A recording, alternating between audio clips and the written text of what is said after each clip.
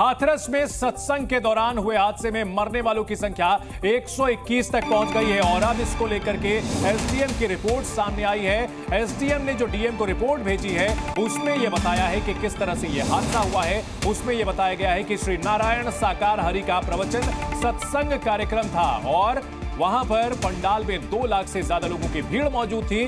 नारायण साकार हरि वहां से 12:30 बजे सत्संग पंडाल में पहुंचा। 1 घंटे कार्यक्रम के बाद 1:40 पर वहां से निकला और जब वो वहां से निकला तो उस वक्त बाहर जो लोग थे वो उसके पैरों की धूल लेने के लिए दौड़ लगाने लगे।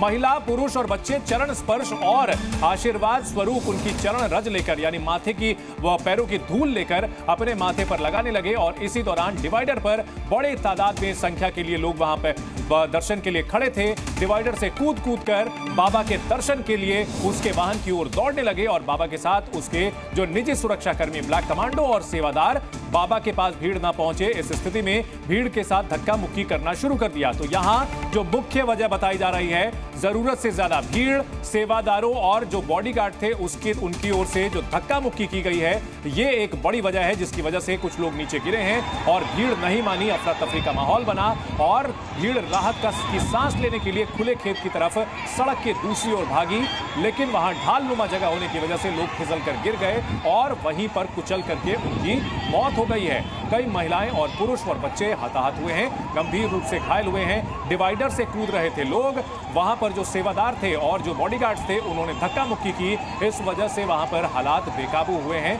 तो ये पूरी रिपोर्ट एसडीएम की ओर से भेजी गई है। इस वक्त की बड़ी खबर, 121 लोगों की मौत की रिपोर्ट एसडीएम ने भेजी है जिलाधिकारी को और इसमें यह बताया गया है कि 2 लाख से ज्यादा लोग इस सत्संग में इकट्ठा हुए थे और यहां पर पैरों की धूल लेने के लिए जो वहां पर अफरा तफरी मची, भगदड़ मची, इसी वजह से लोगों की मौत हुई है। सेवादारों ने जो धक्का मुक्की की, इस वजह से ये हालात और ज्यादा बिगड़े। अखिलेश यादव क्या कह रहे हैं? सरकार की लापरवाही है, प्रशासन की लापरवाही है और ऐसा नहीं है कि उत्तर प्रदेश की सरकार और प्रशासन के लोग न जानते हों ये बातें कि जब कभी भी इस तरह के कार्यक्रम होते हैं बड़ी संख्या में लोग आकर के शामिल होते हैं। जो जानकारी सरकार के पास थी उसके बावजूद भी सरकार को जो इंतजाम करना चाहिए था वो इंतजाम नहीं किया है। इस लापरवाही की वजह से जो जानें गई हैं उसकी जिम्मेदार सरकार है। बहुत से लोगों की जान बच सकती थी, न समय पर गाड़ियों का इंतजाम करा पाए, एम्बुलेंस का इंतजाम करा पाए और कोई अगर अस्पताल पहुंच भी गया, इलाज के लिए गया भी है तो उसको भी वो पर्याप्त इलाज नहीं मिल पाया जो इलाज मिलना चाहिए था। न ऑक्सीजन मिली, न दवाई मिली, न एम्बुलेंस मिली और न कोई इंतजाम किया। इसके जिम्मेदार अगर कोई है तो भारतीय जनता पार्टी की सरकार जिम्मेदार है, जो बड़े बड़े दावे करती है। दुनिया में विश्व गुरु बन गए हैं, दुनिया में हम 5वीं अर्थव्यवस्था बन गए हैं, हम 3री अर्थव्यवस्था बनने जा रहे हैं। अर्थव्यवस्था का मायने यह है कि आप कोई भी इमरजेंसी में लोगों का इलाज नहीं करा पाओगे। किसी तरह की इमरजेंसी आ जाए तो उसमें आप लोगों की कोई सुविधा नहीं दे पाओगे। आप अस्पताल में ले जाएंगे तो खाली अस्पताल होंगे, न दवाई होगी, न इंतजाम होगा और न ऑक्सीजन होगा। तो ये कैसी अर्थव्यवस्था है जो आप कहाँ पहुंचाना चाहते हो? ये सब इनकी बातें झूठी हैं। जिम्मेदार अगर कोई है तो उत्तर प्रदेश की सरकार जिम्मेदार है, जिसकी वजह से इतने बड़े पैमाने पे लोगों की जान गई है।